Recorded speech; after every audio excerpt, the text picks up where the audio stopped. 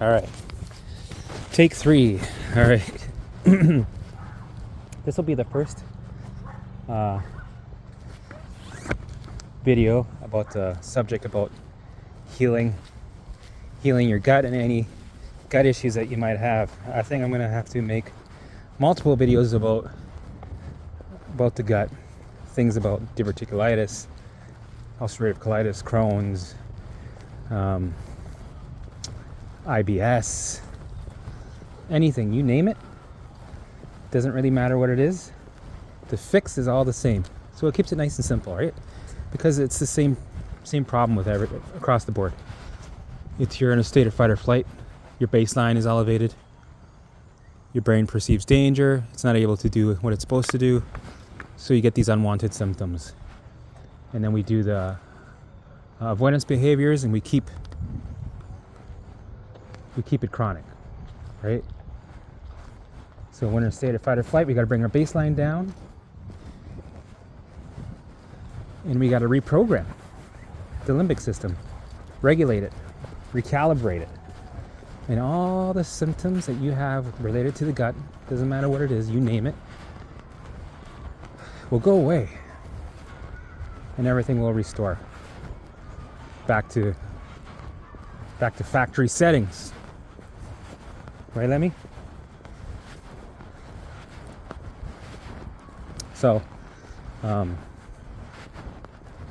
first thing to be aware of is that anything that you're dealing with has to do with your limbic system being at a higher baseline in the state of fight or flight, survival state.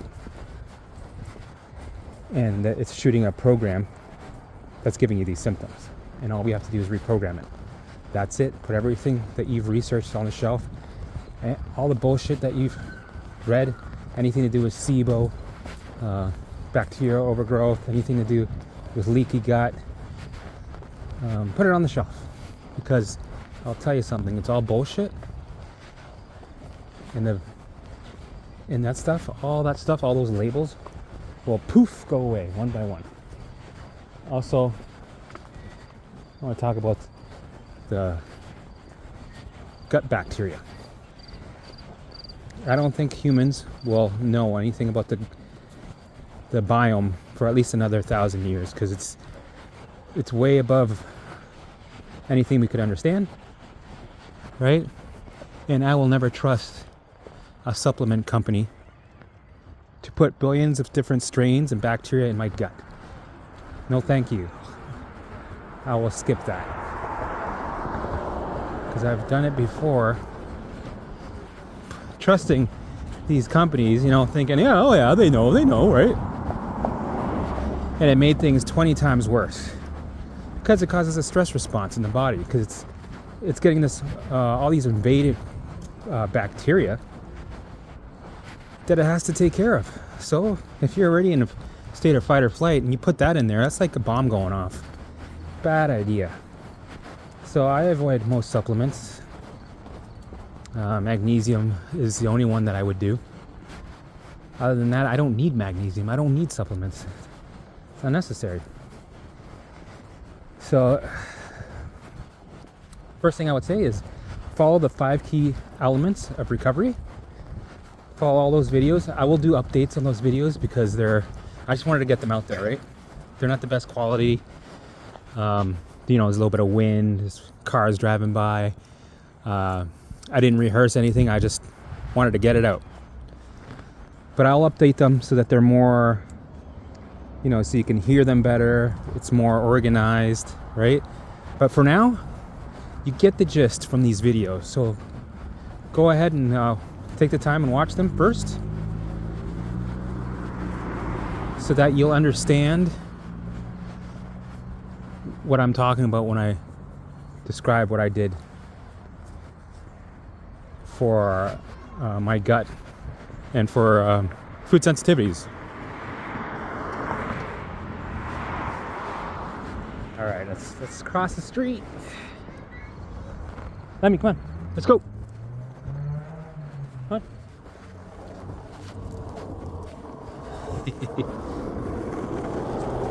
Come on. He's funny. Also, if you get a chance, watch all the videos, because there's golden nuggets in every video, and I will be updating every video, of course. But it's just content to get out there so that somebody can jump on it and start recovery and start healing, right? All the, you know, the bells and whistles and making it look professional will come later down the road. But I just want to get this shit out there so people can start healing as soon as possible. So watch all the videos so you get a well-rounded understanding of what's going on. So if you have colitis, if you have ulcerative colitis, if you have any sort of food sensitivity, allergies, whatever it is, follow the 5 steps, the 5 elements of recovery, all the videos, watch all my videos, download the DARE app, DARE response, because it'll help you understand the methods of how to respond to your mental alarms. Right, Lemmy? Hey, come on, bud.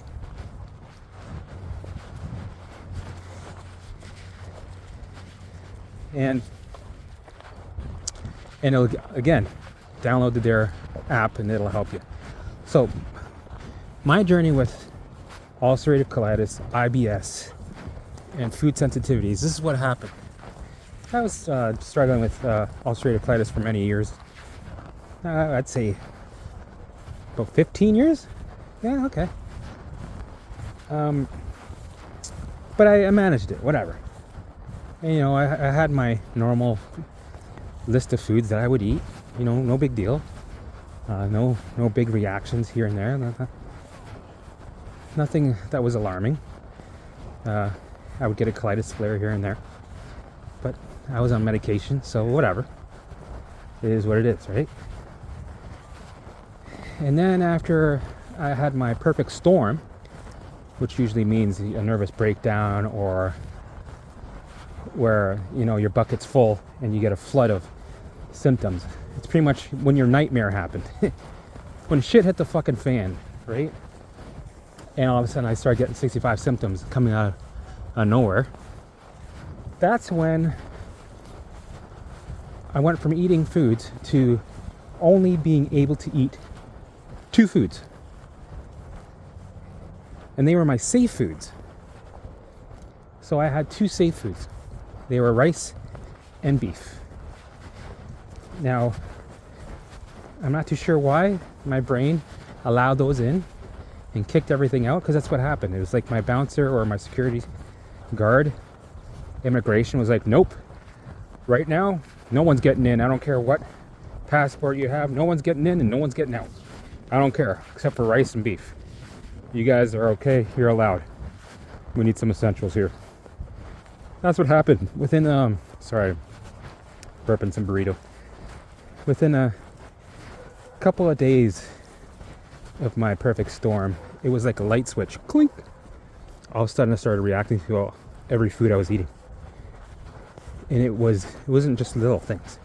It was tachycardia, heart rate going up to 120 and staying there. Blood pressure went up and down. I would have cortisol dumps at like 2 or 3 in the morning, where you feel like you're dying. Your heart rate goes up and then it goes down. It just didn't make any sense. I would have insomnia, rashes, skin rashes. What else? I had problems breathing. I felt like I had flu-like symptoms. Oh yeah, the big one, the gut symptoms. Bloody diarrhea. If from one flare, let's say I went outside of my safe foods. Let's say I had a little piece of tomato by accident, or let's say I just, wanted to try it. I would go to a full-on flare, bloody diarrhea, be on the can for hours at a time, and that would last for 2 to 3 weeks, just from one little thing. One piece of banana, one piece of tomato. Total distance 3.22 kilometers. Okay. Total time 2 hours 4 minutes and 56 seconds. My GPS. Split pace 55 minutes 1 second per kilometer. Avocado, fish, you name it.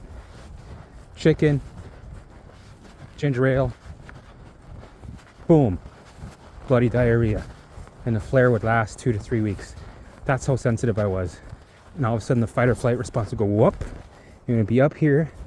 And after 2 to 3 weeks, it'd finally calm down a bit, right?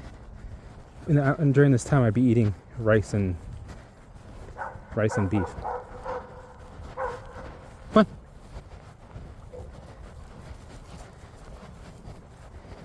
So this is when I knew, okay, well, I can't train on foods right now, because every time I touch anything, it turns into a shit show. So I decided, from advice also I took a program called DNRS, and I went on a forum of group members, because there's like over 1,000 members on there that are going through the same thing that you're going through, and some that have recovered, and some that are coaching, right? So I would hire a coach, and they told me, why don't you take your time with training? Why don't you give it a year? Just stick to your safe foods. You're getting nutrition. You'll be fine. And don't train on foods yet. Why don't you work on a program? You do it for a while, and then when you're ready, then you could start, bringing back foods. Come on.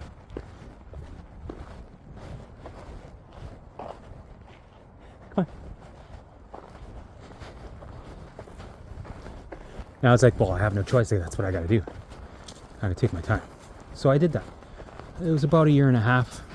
And during that 1.5 years, my symptoms started to go away. My other symptoms, not my digestive, but my other symptoms, chronic fatigue went away, multiple chemical sensitivity went away, gastritis went away, chronic pains that I had, headaches, blurry vision. You know what? I got to make a better list of all my symptoms. And the funny thing is, when you recover, you start to forget all the symptoms that you had. You have to actually think about it. Anyway, so I started healing, and I was able to introduce some foods here and there. I would still try. So then I would have like 4 foods that were safe. So that gave me a little bit more variety, So yeah, for like 1.5 years, I stuck to those 4 or 5 foods. And I just kept doing the program, right? I did a few programs at the same time, and I found that there were some things that worked really well and some things that didn't work. And what I'll say is, what I did is I took the good things from one program and took out the bad, and the good things from another program took out the bad, and I put them together. And then I took what I learned and put them together. So the methods that I'm teaching right now are, I would say, about 30% from taking other programs, and the rest from my experience, because I became my own guinea pig and I became my own guide. Because when you go through this journey, well, when I did, there's a lot of trial and error, making mistakes, and a lot of failures, right? And if I had myself to tell me what to do, I would have probably recovered a lot quicker.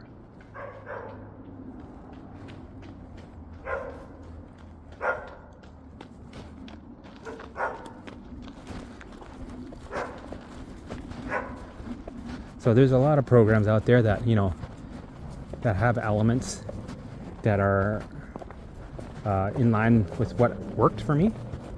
And I would just take those and put them together. And then I'd add my big chunk of life experience, put that together, and from recovery. And this is what you get. So sometimes I'll refer to programs that I took in the past and some of the good things and the bad things about them, so that you don't have to make the same mistake and it works a lot quicker for you. So this is like the faster version. So after, 1 year and something, I had a few safe foods here and there, and I just kept working the programs, right? So what I would do is I would keep doing the 5 key elements of recovery and stick to those for how long, however it takes for you to bring your baseline down further and further and further. because once you bring your baseline down further and further, bringing foods back in is so much easier. It's actually very easy compared to nothing working and living a nightmare, right? And we don't want that. We don't want to re-traumatize, because then you're just affirming the perceived dangers in the old program. You're just making it more of the main program, right? We don't want that. We want to change the program. So you gotta give some time and patience. And with this step, you will learn all about patience, because it takes time. And now that I look back, wow, time flies. It's crazy. So I waited. And then came the time where I tried to bring foods back in. So I would do exposure to certain foods. I would take little bites of a food that would cause me a problem. I had a list of all the foods that I wanted to train on, and I would add them into my visuals, which didn't seem to work for me. And I was getting stuck, and I didn't know what to do. So I was just getting stuck with these 5 foods, and my baseline was coming down, which was great, but I was still stuck. So I decided that I was going to trigger a flare, because I had already 4 of them at that time, and they were the worst feeling in the world. I was looping on them. I had the OCD looping thoughts. I was like, had the what if thoughts, because every time you have a flare, you have the symptoms, and they're scary. But I had the methods that taught me how to deal with that through the DNRS program, right? So DNRS helps you control your mental alarms, which helps you control your physical alarms. Technically, DNRS could be used for everything when it comes to recovery. It's a perfect program. It's beautiful. I'm just taking it to an extra extreme, and I'm putting it into a higher level when it comes to rewiring, creating new neural pathways, and using it in terms of physical symptoms. So, right. So then I started to train, and I thought, okay, I'm gonna have to stress my body out on purpose, because the way it works with this exposure is you take 5 steps back, and it sucks and it hurts and it's the worst feeling in the world. But because of that, when you go through it, you sit in the fear, and your response is correct by saying, give me more, I love it. When you run towards it, you ask for more, you take the resistance away, which changes the alarm and the programming, right? So I kept doing that over and over again. So I would have a flare, I would hate it, it would scare the shit out of me, literally. And I would do the methods that I teach in the allowing the alarms video, watch that. Exposure also, watch that. Not resisting your thoughts, watch that video. So I would allow, and this is where you have to feel like shit. This is where yes, you're gonna feel the symptoms, you're gonna feel the flare. There's no avoiding it. The more you avoid your symptoms, the more they will never go away, and you will always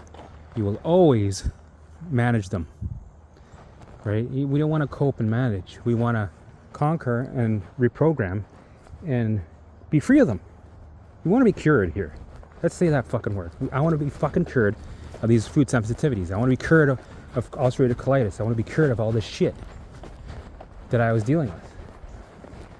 So the way to do it is to allow those symptoms to come. So I had to trigger them. And I know how to trigger them by eating foods around the outside of my training zone. So let's say you eat a tomato, or you eat a piece of ice cream or whatever. Boom, here I'm in a flare, I'm on the toilet, bloody diarrhea. My thoughts are going like crazy, I'm scared. I'm thinking I'm gonna need surgery, I'm gonna die, blah, blah, blah. But then we learned how to respond to them correctly and how to deal with our alarms in our own mind.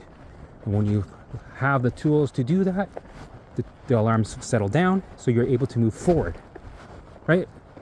So then, okay, 3 weeks later, I'm starting to calm down a bit.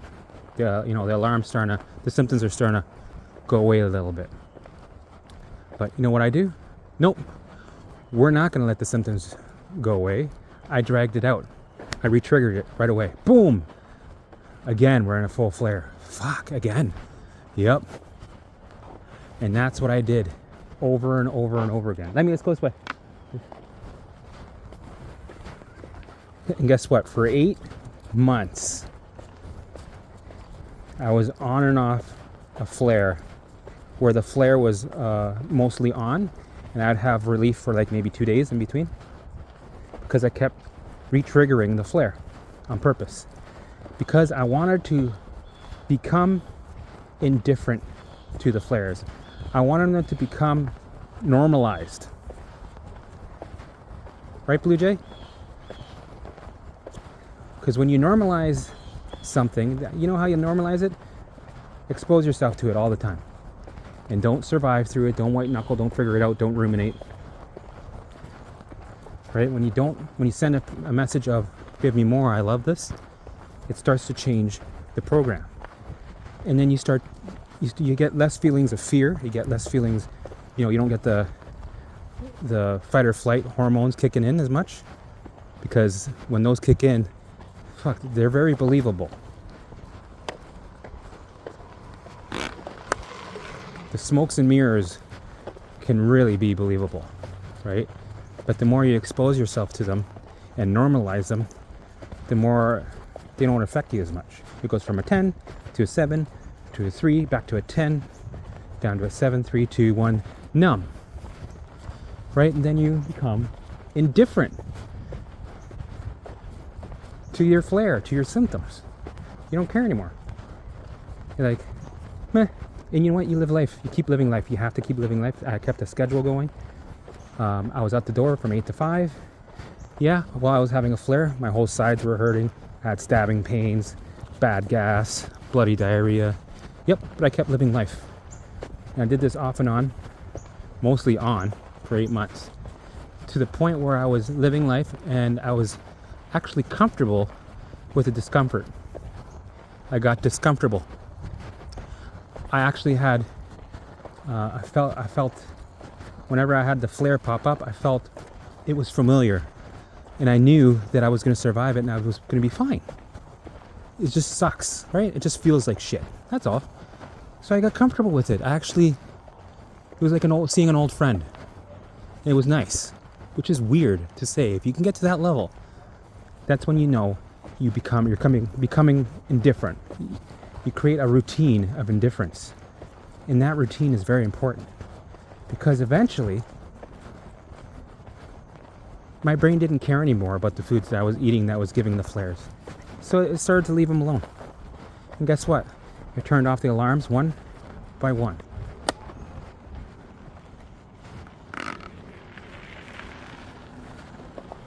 And all of a sudden I was gaining 2 foods at a time. Then 5 foods at a time. Then 10 foods at a time. And before you know it, I was able to eat all foods again. They were back in. But don't forget, it was at least 10 or 20 times-ish, I would say, where they would kick foods out. In and out, in and out. But that's a part of the process, right? You get these spikes where the limbic system is they're checking in to make sure you want to make this new program, because any changes is perceived as danger. So I was able to eat again.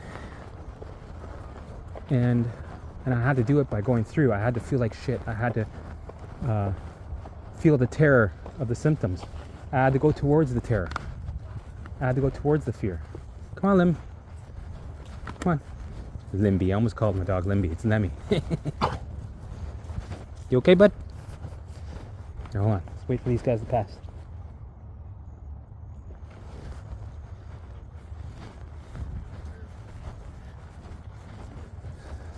So that's how I overcame my food sensitivities. And after I did that, I kept going deeper and deeper.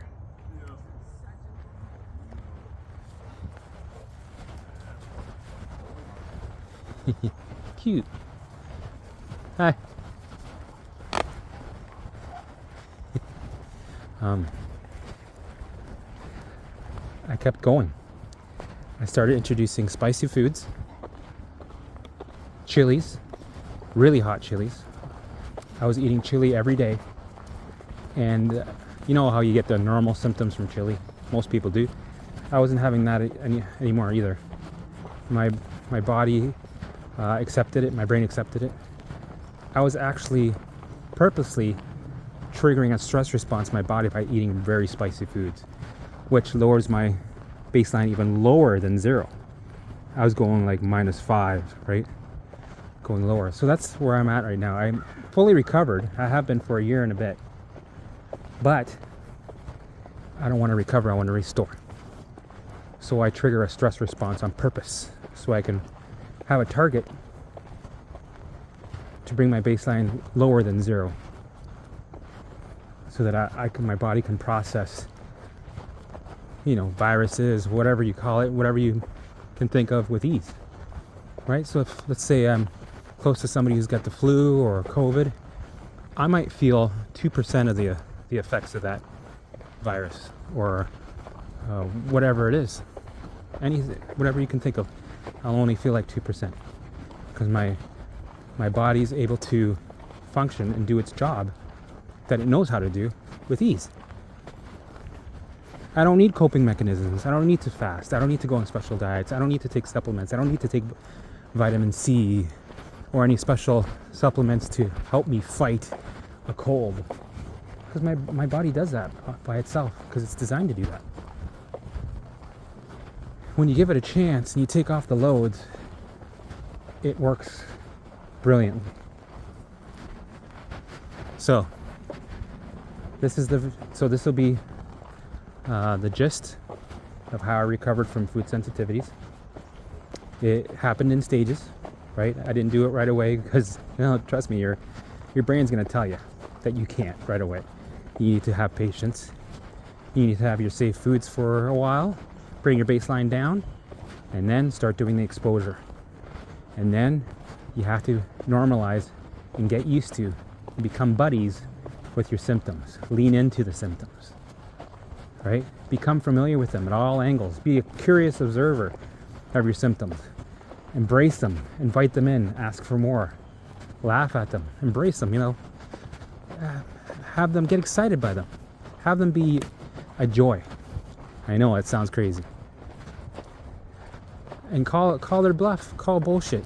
Go, when I eat this, I guarantee you I will not have to go to the hospital. I guarantee you, become a cocky, what did I used to say? That I used to have cocky confidence, right? Well, it worked. I used to pounce and go against the grain and just trust. So stay tuned for the next video. I'm not sure what it's about yet, but I'll release that soon. If you have any questions, please list them down in the comments.